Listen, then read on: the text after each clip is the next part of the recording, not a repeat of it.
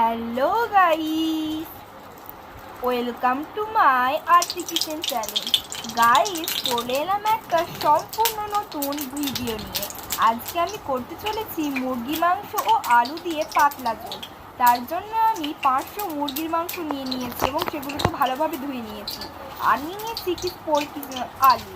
এবার আমি মুরগির মাংসটিতে পরিমাণ মতো নুন, 1 চামচ হলুদ গুঁড়ো, 1 চামচ লঙ্কার গুঁড়ো ও 1 চামচ জিরে আর 1 চামচ ধনের গুঁড়ো দিয়ে ভালো করে মশলাটা ম্যারিনেট করে নেবো। তার আগে আমি এখানে নিয়ে নিয়েছি অল্প পরিমাণ পেঁয়াজ, 2টো লঙ্কা আর কাঁচা লঙ্কা নিয়েছি 2টো। আর আমি আগে থেকে মিক্সচার মেশিনে আদা রসুন বেটে নিয়েছিলাম, সেটা এখন আমি ম্যারিনেটে দেবো। এবার মুরগির মাংসটা ভালো করে ম্যারিনেট করে নিচ্ছি। ম্যারিনেট করে নিলে মুরগির মাংস ভালোভাবে স্বাদটা মানে ঢোকে, খেতেও ভালো লাগে, তাই ম্যারিনেটটা করে নিচ্ছি।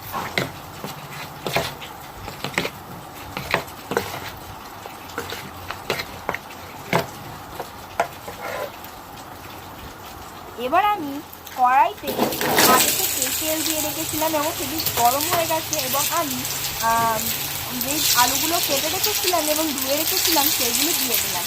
আর আলুর ওপরে আমি দিয়ে দিলাম স্বাদ মতো নুন, একটুখানি মানে সামান্য পরিমাণ হলুদ না দিলেও আলু এমনি হয়ে লাল হয়ে যাবে, তাও হলুদ আমি অল্প দিয়ে দেবো।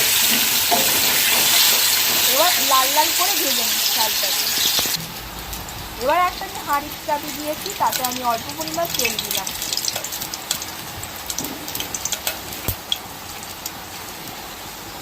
এটা যদি 1 কেজি মাংস হতো তাহলে এর পরিমাণগুলো একটু বেশি বেশি হতো, যেহেতু 500 তাই একটু কমই। আর আমি দিয়ে দিলাম হাঁড়িতে একটু কাঠ,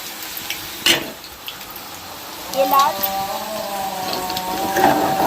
ভালো করে একটু নাড়িয়ে মিষ্টি হবে যাতে ওটা আর এটা বেরোয়, মশলার স্বাদটা বেরোয়।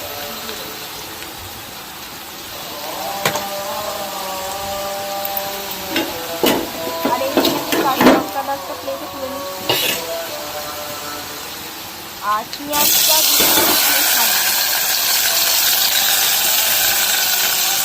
এবার পেঁয়াজটা দিয়ে ভালো করে আর লঙ্কাগুলো